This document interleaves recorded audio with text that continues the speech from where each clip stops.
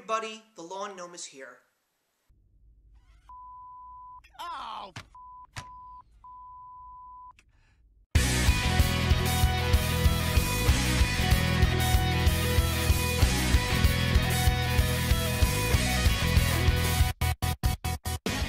Well, here we are, everybody. We're about to officially conclude another year, which means the season finale of Up From the Underground. 9 years. I cannot believe that in 2011, I just decided to switch on my camera and just do something in regards to talking about things that I love and throw my thoughts and opinions out there in the world. And now we're looking back on that year, knowing that we are now entering a new decade, and the fact that I am going to be about to start my 10th season here on YouTube. Basically starting to make a decade's worth of content is quite an amazing feat. But before we get there, we have to take a look at the year that was. And as always, the season finale of Up From the Underground is where we go over the best of the past year. And also tallying up my movie totals in regards to everything that I've seen in theaters that was new. Even though I used to be someone who went to see 30 movies in theaters every single year. This year, I cut it down for the sake of budgeting because, of course, I do have a house now that I have to maintain and those bills have to be paid, so I cut it from 30 to 20. But I still actually managed to see my share, including a couple of little extras, and the total is at 24 movies that I've seen this year in theaters. So, of course, now we gotta take a look at the best of the best, and they come in 4 categories. Best Film of the Year, Best Television Show of the past season, Best Album of the Year in Music, and of course, Best Single of the Year. So there's no reason to beat around the bush. Let's start with the Best Film of 2019. The nominees for Best Film of 2019 are Alita: Battle Angel, directed by Robert Rodriguez; Bombshell, directed by Jay Roach; The Irishman, directed by Martin Scorsese; Rocketman, directed by Dexter Fletcher; Yesterday, directed by Danny Boyle.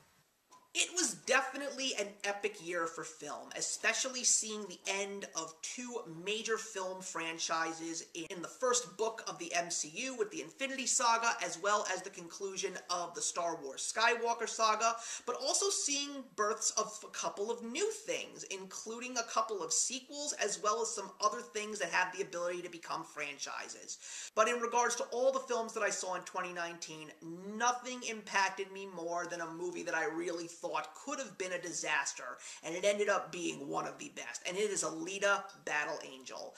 This movie is a mind blower. It is beautiful to watch. The story may not be anything majorly new or fresh, but everyone that was involved to bring a movie that was so complicated from a technological perspective to the big screen, along with James Cameron at the helm, along with Robert Rodriguez, this movie turned out to be a true fan favorite and a powerful and impactful film, and I'm really hoping that through the sales of home video release that we will get some more movies in this one, because there is truly a franchise here.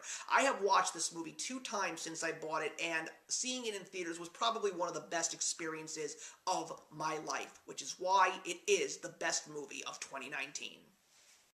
The nominees for Best Television Show of the 2018-2019 season are The Boys, Season 1, starring Carl Urban and Jack Quaid; The Dark Crystal, Age of Resistance, Season 1, featuring the voices of Mark Hamill, Taron Egerton, and Natalie Emmanuel; The Marvelous Mrs. Maisel, Season 2, starring Rachel Brosnahan and Alex Bornstein; The Orville, Season 2, starring Seth MacFarlane and Adrian Palicki; Stranger Things, Season 3, starring Winona Ryder, Finn Wolfhard, and Millie Bobby Brown. You know, I really thought that this was Stranger Things' year. I really felt that this was going to be the year that Stranger Things was the best television show of the season.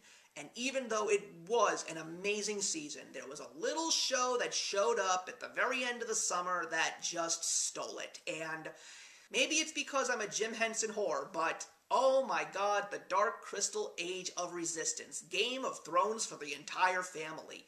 All of the efforts, the amazing practical effects, the massive voice cast, the powerful story.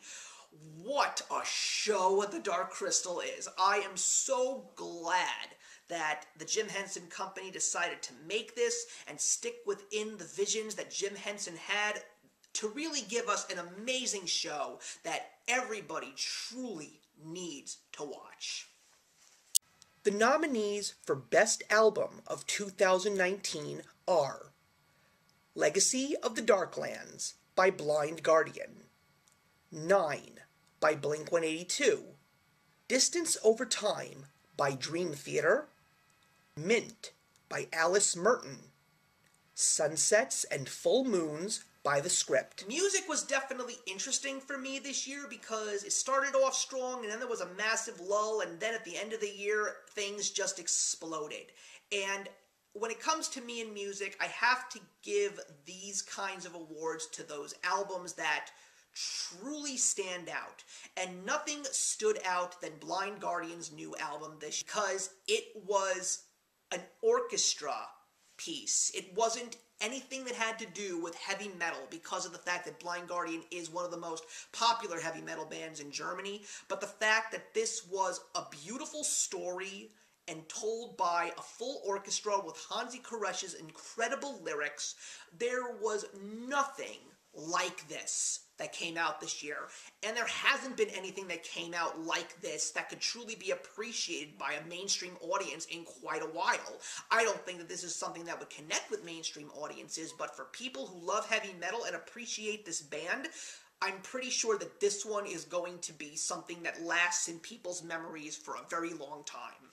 The nominees for Best Single of 2019 are Boy With Love by BTS featuring Halsey, Pinky Love by Momoland, Circles by Post Malone, One Day Less, Dying Young by Rob Thomas, Dancing with a Stranger by Sam Smith featuring Normani. One of the things that really impressed me in regards to this year was how some of my favorite songs that came out this year were songs that weren't even sung in my native language. What can I say? The K-pop bug has bit me, and I just love a lot of these songs because they take what America has done for pop music and then just blow it up tenfold.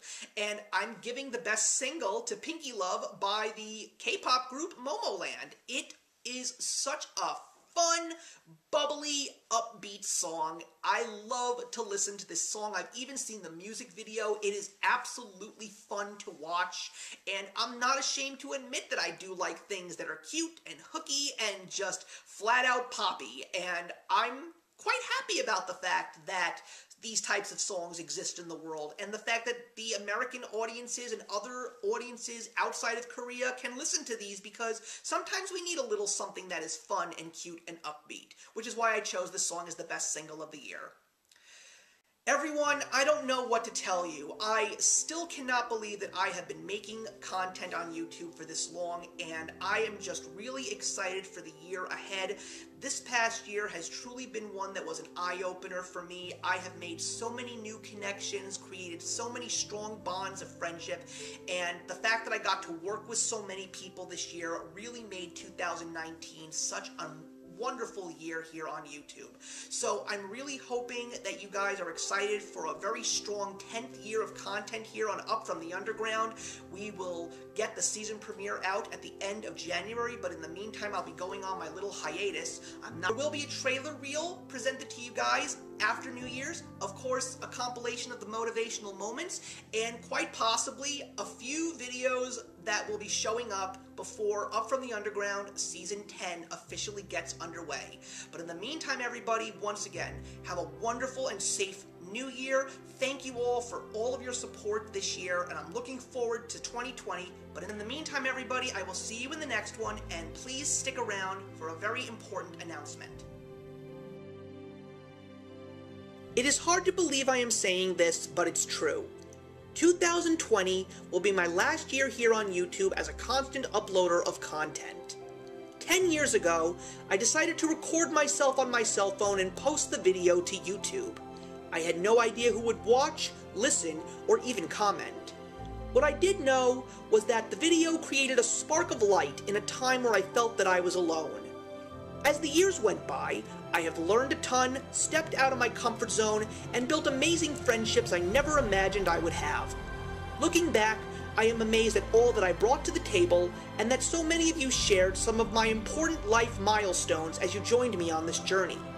While I may not be uploading much anymore, that doesn't mean I will be going away for good. You will always be welcome to reach out to me for guidance. I still want to remain on YouTube as someone who encourages, nurtures, and inspires. That is what made my time here truly worthwhile, and I feel even more excited to pass on the torch to a whole new generation of YouTubers. I feel that December 31st will mark the end of a truly amazing adventure, and I am excited to embark on the next one. I cannot thank you all enough for your encouragement, trust, and your love of this amazing community and the people that make it. More details will follow as we start off the new year in a big way. For now, I am Steve, your friendly neighborhood lawn gnome, wishing you a wonderful and safe new year. Hey, thank you so much for stopping by my channel today. If you're new here and want to see more of what my channel has to offer, please click on the link to my last video, or hit that subscribe button to be kept up to date with all of my uploads. Content of all sorts is posted here quite often, so trust me, you do not want to fall behind. I will see you in the comments, and actions speak louder than words.